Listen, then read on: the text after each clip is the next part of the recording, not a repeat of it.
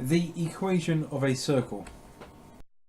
You can write the equation of a circle in this form: x minus a squared plus y minus b squared is equal to r squared, where AB is the centre of the circle and r is its radius.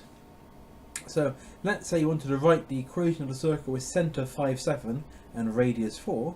It would be, so centre AB is 5, 7 and the radius r is 4, so the equation becomes x minus 5 squared plus y minus 7 squared is equal to 4 squared. It's a circle with centre 5, 7 and a radius of 4. So the x minus 5, that's a translation of 5 units to the left, and the y minus 7, if you cast your minds back to translations of graphs, is a translation of 7 units up.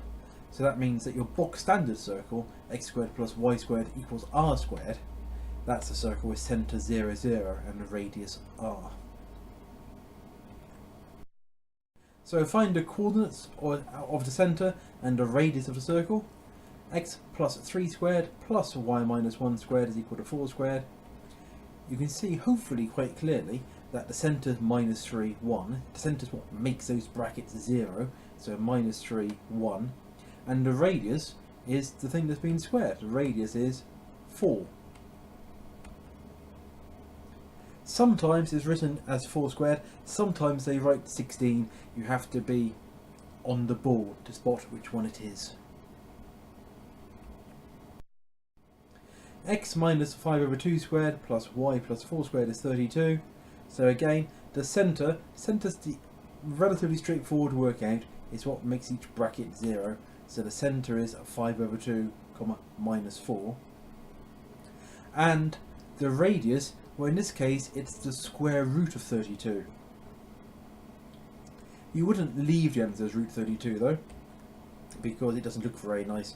So you just tidy that up slightly to be the same as 4 root 2. Remember 32 is 2 16s, so the square root of 16 times 2, which is 4 root 2. Show the circle passes through 5 minus 8. In this case we have to substitute in the points and show that it works. So 5 minus 3 squared plus minus 8 plus 4 squared minus 2 squared plus minus 4 squared does indeed work out to be 20. It's true. It's a common question to show something lies on a line or lies on a circle. You sub it in and you show that the equation balances.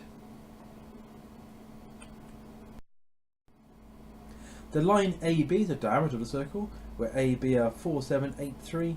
Find the equation. We need to know a couple of things. We need to know the centre of the circle, and we need to know its radius. So there it is. There's A, there's B, there's the diameter.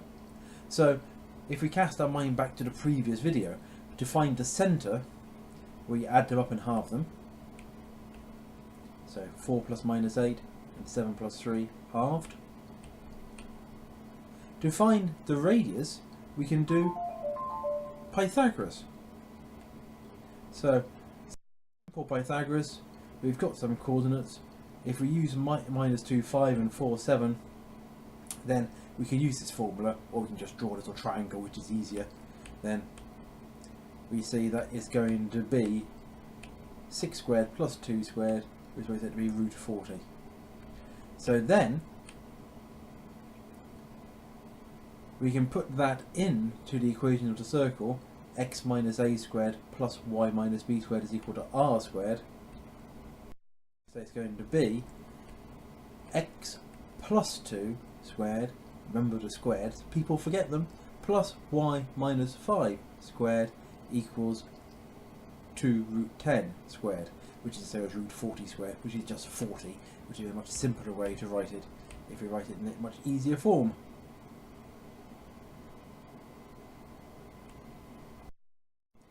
The line 4x minus 3y minus 40 equals 0 touches the circle x minus 2 squared plus y minus 6 squared equals 100 at P, which is 10, 0. Show the radius at P is perpendicular to this line. Remember, to show things are perpendicular, we have to show that the product of the gradients is -1. So if we can find the gradient of the line and the gradient of the radius, then it's job done. So here's a circle, centre 2, 6, radius 10. There's the line in question, 4x minus 3y minus 40 is equal to 0. There's the centre of the circle at 2, 6. There's the point P, which is at 10, 0. There's the radius joining up the centre and the point P. So we can find the gradient of the green line using the gradient formula.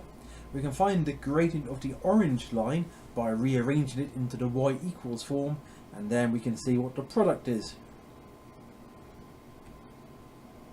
So, rearranging it,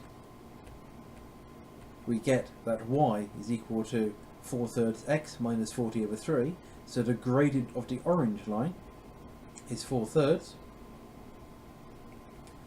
For the radius, we can use the bog standard change in y over change in x formula that we learned in C1, sub in the values.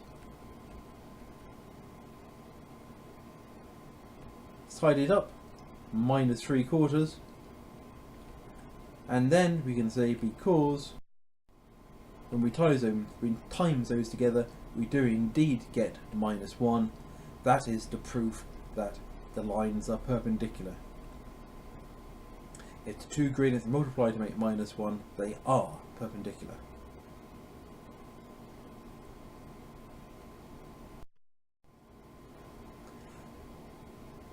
Find where the circle with the following equation meets the x-axis.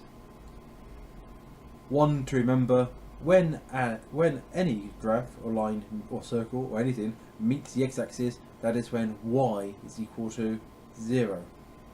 So if we sub y into 0 into the equation of the circle, we end up with x minus 5 squared plus minus 4 squared is 65. Or x minus 5 squared plus 16 is 65. Take the 16 off. X minus 5 squared is 49. Square root both sides. X minus 5 is plus or minus 7. Solve the sum twice. X is either 5 plus 7 or 5 minus 7. So 12 or minus 2. So the coordinates, and always remember, if a question says give coordinates, are 12, 0 and minus 2, 0. Find the coordinates where the line y equals x plus 5 meets a circle x squared plus y minus 2 squared is 29. Basically, this is a simultaneous equation where one is a quadratic. Although in this case actually it's a circle, but it's the same idea. So we solve it with substitution. We can replace the y with x plus 5. Then we can tidy up that bracket a bit. Then once we've tidied up that bracket a bit, then it's x squared plus x plus 3 squared is 29, times the bracket out, x squared plus 6x plus 9 is 29, collect up any like terms, 2x squared plus 6x minus 20 is equal to 0, divide by 2, because that would seem like a good idea now, x squared plus 3x minus 10 is equal to 0, ponder briefly, does that factorise? Yes it does. X plus 5, x minus 2 is equal to 0, and then we have our solutions. X is either minus 5 or x is 2. Remember, we also need the y solutions as well. So those into the first equation. When x is minus 5, y is 0. So minus 5, 0 is 1 point. When x is 2, y is 7. So 2, 7 is the other point. So there's the circle, centre 0, 2. There's the line, x plus 5. It meets at minus 5, 0 and 2, 7.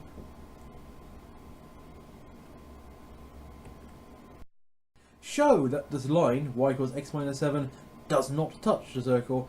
X plus 2 squared plus y squared is 33. It's the same idea as the previous example, but if it doesn't touch, it means that when we try to solve the quadratic, there will be no solutions. So we can do the substitution. Then we can expand the brackets. Then we can collect up the like terms. So we get 2x squared minus 10x plus 20 is 0. We then divide by 2 again. X squared minus 5x plus 10 is 0. That doesn't factorise. So we can try using a quadratic formula, but when we try using the formula, we end up with minus 15 as the discriminant. So because the discriminant is less than 0, that means there are no solutions. The geometrical interpretation is that the lines do not meet.